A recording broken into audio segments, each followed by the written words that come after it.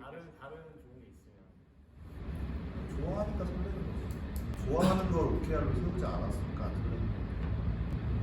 좋아하는 걸 목표로 두는 것보다는 우리가 해야 할 일을 목표로 뒀었잖아요. 뭔가 성과를 내야 되고 뭔가 설레서 내가 즐거워서 좋아하니까 하는 일이 아니라 해야 되는 일이라고 시작하는 순간부터 물론 당연히 돈을 벌고 일하니까 해야 되겠지만 정이 안 간다고 해야 되나?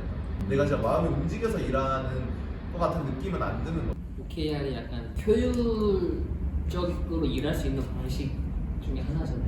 효율하고 설렘이 공존할 수 있을까라는 생각이 들어요. OKR 책을 다 읽고 느낀 게 저는 그냥 목표를 하나만 두고 그거에 대한 핵심 결과를 만들어 놨을 때 그 일이 달성되는 간단한 프로세스를 그냥 제공해주는 하나의 그냥 틀이라고 생각해요. OKR. 설레는 게 여러 가지인데 그거를 좀 효율적으로 하나에 좀 집중할 수 있는 상황을 만들어줄 수 있는 게 OKR이라 생각한다는 거죠. 근데 하나 궁금한 게 설레야 돼요?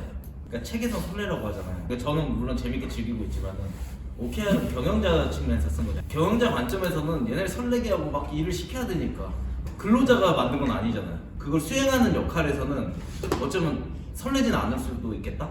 목표가 무엇인지와 내가 그 목표에서 어떤 일을 하는지가 더 설렘에 큰 영향을 주는 것 같고, 사실은 OKR 방식으로 하든 다른 방식으로 하든은 저는 그 회사에 맞게 뭐 할 수 있을 것 같아요. 여기서도 그렇고 나는 항상 일이 설레야 되는 사람인 것 같아요.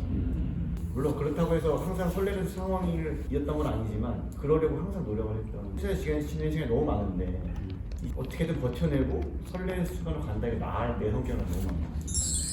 그래서 일을 하면서 설레는 것보다는 그 일이 끝마치고 나서 저한테 맡겨진 일에 대해서 무조건 100 아니면 그 이상 해내고 싶어 하는 사람이라 가지고 그 정도를 내가 엄청 몰입해서 열심히 해서 내가 만족할 만큼 성취를 했을 때가 가장 설레거든요, 저는.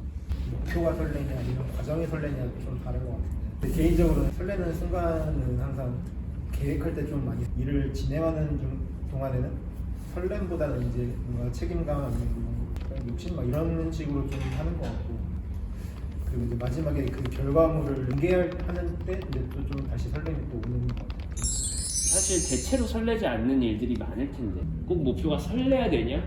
설레면 좋다. 근데 기본값은 사실 설레지 않아도 된다라고 저는 정의 내리고 싶긴 하거든요. 근데 물론 설레면 좋죠. 그리고 그 과정에서 설렘을 찾는 건 되게 중요한 것 같아요. 내가 일을 하다가도 이게 더 이상 뭐 설레지 않고 막 너무 힘들고 막 이러더라도 그게 잘못된 게 아니다? 헬스 같은 거네요. 그럴 수 있어요. 맞아. 너무 힘든데 끝나고 왔는데 몸짱들 생각하고 그 사진을 미리 그려놓고 전시해 놓으면 보면서 해야겠어. 이런 포인트라고. 설레기만 하고 있어. 매년 스스로 마시고 세우지 않아. 이거 마지막